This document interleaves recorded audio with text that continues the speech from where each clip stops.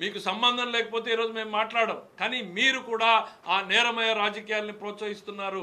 Police వ్యవస్థని control చేసేటువంటి ప్రయత్నం చేశారు. అధికారంలో ఉన్నప్పుడు బెదిరింపులు చేశారు. నేరమయం చేస్తున్నటువంటి ఈరోజు కార్యకర్తల్ని పెంచి పోషిస్తూ ఉన్నారు. ఇక బాబాయ్ హత్యలోనూ లేకపోతే నారాసుర రక్త చరిత్ర అని చేశారు.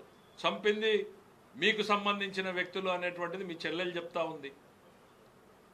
రెండో వైపేమో చంద్రబాబు నాయుడు గారి మీద ఒక నారాసుర రక్త చరిత్ర అని చెప్పి ఒక ఎలక్షన్ చేసుకున్నారు.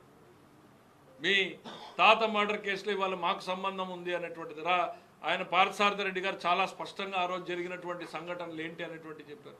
సొంత పార్టీ మీరు చెప్పారు రిలయన్స్కి సంబంధం ఉంది అని. మీ నాయకులు మొత్తం రిలయన్స్ షోరూమ్లన్నీ తగలబెట్టారు. మా అనంతపూర్లో తగలబెట్టారు. నా మీద నిలబడిన ఆయన మొదటి ముద్దాయిగా కూడా కేసు ఉన్నింది. మీరు అధికారంలోకి రాగానే ఆ కేసులన్నీ తీసేశారు. ఆ రిలయన్స్కి మీరు పార్లమెంట్ సభ్యులు ఇచ్చారు. కానీ ఈరోజు మళ్ళీనేమో చంద్రబాబు నాయుడు గారు హస్తం ఉందేమో అనేటువంటిది మాట్లాడతారు. నాలుక ఇంకేమన్నా మీకు అధికార దాహం ఎట్లా ఉంది అనే దానికి మీకు తల్లి చెల్లి లేదు అనేటువంటిది ఎట్లా అయితే అందరూ చెప్తా ఉన్నారో తండ్రి కూడా మీ లెక్కలో లేడు అనేటువంటి దానికి 2-3 ఎగ్జాంపుల్ చెప్పాలనుకుంటారు. ఆ రోజు అచ్చెన్నాయుడు గారు చెప్పారు. బొత్స సత్యనారాయణ గారు స్టేట్మెంట్ ఇచ్చాడు. వైఎస్ మరణంలో వెనకాల జగన్మోహన్ రెడ్డి గారి పాత్ర ఏముందో తెలియాలి అనేటువంటిది బొత్స సత్యనారాయణ గారు చెప్పారు. దాని మీద మీరు ఇంతవరకు స్పష్టత ఇవ్వలేదు. అసలు రాజశేఖర రెడ్డిని ముద్దాయి చేసింది ఎవరు? తెలుగుదేశం పార్టీనా, కాంగ్రెస్ పార్టీనా? ఉండవల్లి అరుణ్ కుమార్ గారు ఆ రోజు స్టేట్మెంట్ ఇచ్చాడు. ఇవన్నీ కూడా ప్రజలు మర్చిపోయారు. అందుకనే ఒకసారి గుర్తు చేయాల్సిన అవసరం ఉంది. రాజశేఖర రెడ్డిని ముద్దాయి చేసింది వైఎస్ జగన్మోహన్ రెడ్డి. హైకోర్టు ఒప్పుకోకపోతే సుప్రీంకోర్టు వరకు వెళ్ళి వైఎస్ను ప్రథమ ముద్దాయిగా చేర్చమని చెప్పింది వైఎస్ జగన్మోహన్ రెడ్డి అని ఉండవల్లి అరుణ్ కుమార్ స్టేట్మెంట్ ఇచ్చాడు.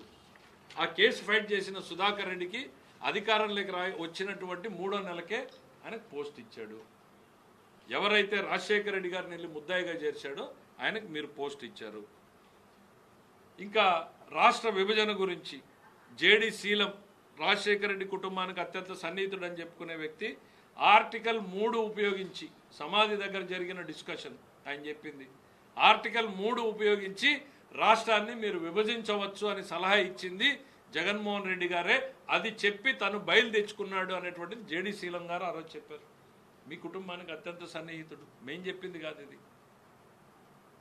అంటే మీ ప్రవృత్తి, మీరు చేసేదేంటి చెప్పేదేంటి రెండింటి మధ్య తేడా ఏంటి అని చెప్పడం కోసం చెప్తా ఉన్నాం. వైఎస్ పాదయాత్ర చేస్తున్నప్పుడు మధ్యలో ఆయన ఆరోగ్యం క్షీణించింది. మీరు అందరూ గుర్తుంచుకుని ఉంటారు. వైఎస్ విజయమ్మ గారు వెళ్ళి పరామర్శించారు. కానీ జగన్మోహన్ రెడ్డి గారు పోలేదు అక్కడికి. ఎందుకు పోలేదు?